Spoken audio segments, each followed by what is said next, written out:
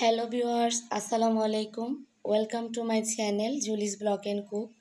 কেমন আছেন সবাই? আশা করছি সবাই খুব ভালো আছেন।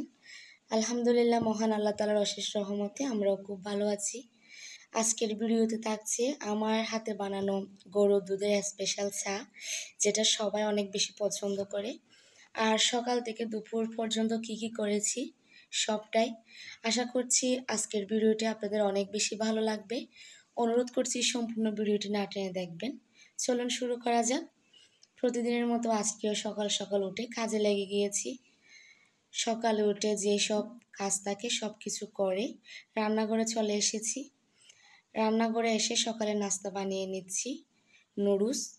আমার ছেলে নুডলস অনেক বেশি পছন্দ করে। তাকে সকালে যদি বানিয়ে না দিই তাহলে বিকালের দিকে ওকে আমার নুডলস খাওয়াতেই হবে। আবার প্রত্যেক দিন একই রকম সবজি দিয়ে করলেও সে খাবে না, এক এক রকম সবজি দিয়ে ওকে নুডলস বানিয়ে দিতে হবে। আমাদেরও যে খারাপ লাগে নুডলস খেতে তা না, আমরাও অনেক বেশি পছন্দ করি। আর আমার হাতে বানানো নুডলস আমার ভাই অনেক বেশি পছন্দ করে। সেও আছে এখন আমার বাসায়, এসেছে বেশ কয়েকদিন হচ্ছে।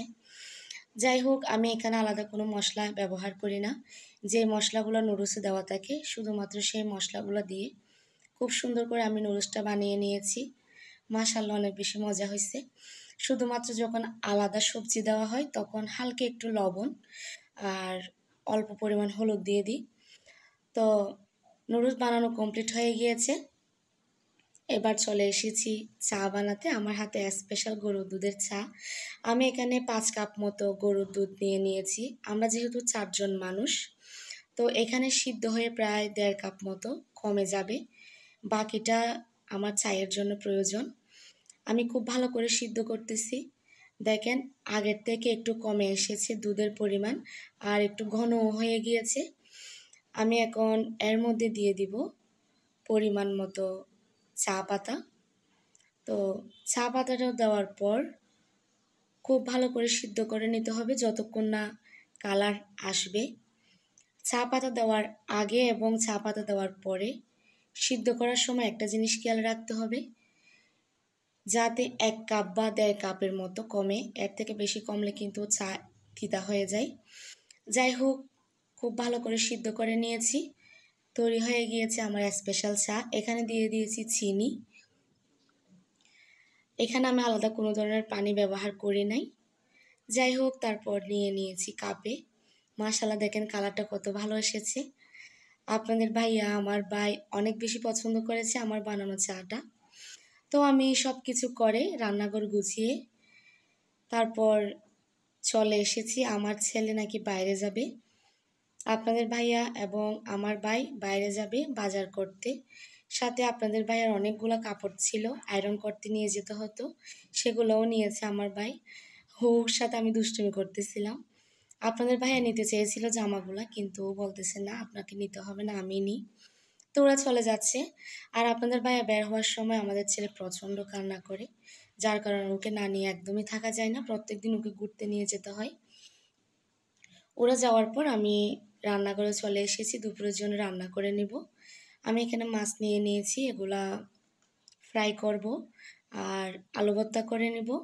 তার জন্য আলু সিদ্ধ করে নিয়েছি। অনেক দিন হচ্ছে আমি আলু ভর্তা করতেছি না। আলু ভর্তা, ডাল, ভাজি এসব থাকলে আর কিছুই খেতে ইচ্ছে করে না। এসব করা হচ্ছে না অনেক দিন ধরে। তো আমার ভাইও বলতেছে যে আজকে এসব করো, আলু ভর্তা, ডাল এগুলাই করো। যাই হোক, আমি আপনাদেরকে আরেকটা বিষয় বলি। আমরা যারা ব্লগার আছি, মানে আমি আমাকে ব্লগার বলি না, একদম খুব ছোটোখাটো একজন ব্লগার আমি। পছন্দের জায়গা, যেহেতু এখানে কাজ করতেছি। তো জানেন, এখনও অনেকে জানে না যে আমার চ্যানেল আছে।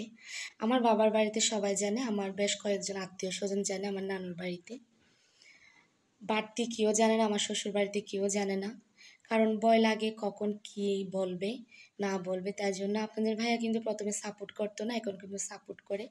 ওর অনলাইন সম্পর্কে খুব বাজে একটা ধারণা ছিল আগে, তো সেটা এখন আর নাই। এখন ও অনেক কিছু বুঝতে শিখেছে। আগে অনলাইন জগৎটার সাথে ও একদম পরিচিত ছিল না, তাই জন্য অনেকে অনেক কিছু বলে যে তোমাদেরকে আর কোনো খেয়ে দেয়ে কাজ নাই, সারাক্ষণ শুধু নিজের সংসারে এটা সেটা দেখাতে থাকো।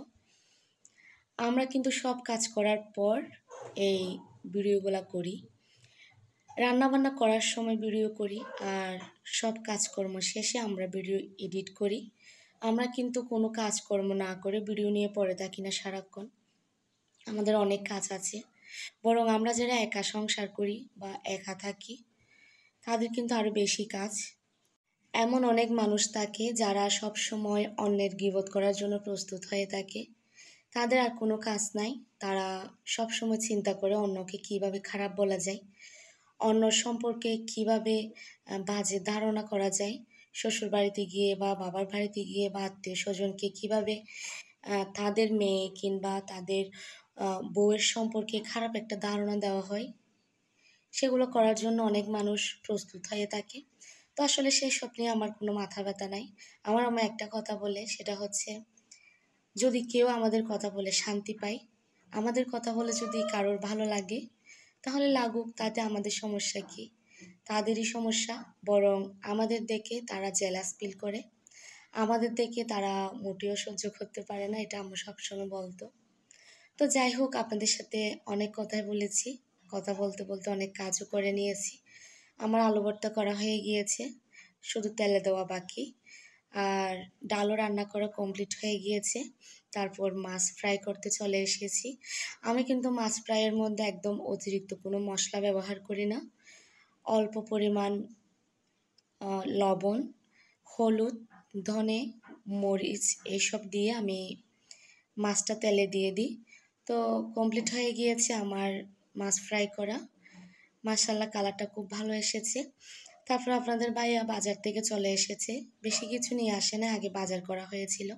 শাক নিয়ে এসেছিল আর কিছু টুকটাক মরিচ, পেঁয়াজ, তারপর রসুন এসব নিয়ে এসেছিল।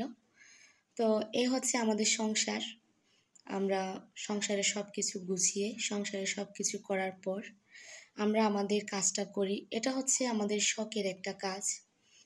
এটা দিয়ে যে একদম প্রতি মাসে মাসে আমরা টাকা ইনকাম করব বা প্রতি মাসে মাসে আমরা কোটিপতি হয়ে যাব, রাতারাতি কোটিপতি হয়ে যাব, এমন কোনো চিন্তাধারা বা এমন কখনো হবে না। খুব ছোটোখাটো একজন ব্লগার, আলহামদুলিল্লাহ চ্যানেল মনিটাইজেশন হয়েছে, এটা অনেক বেশি।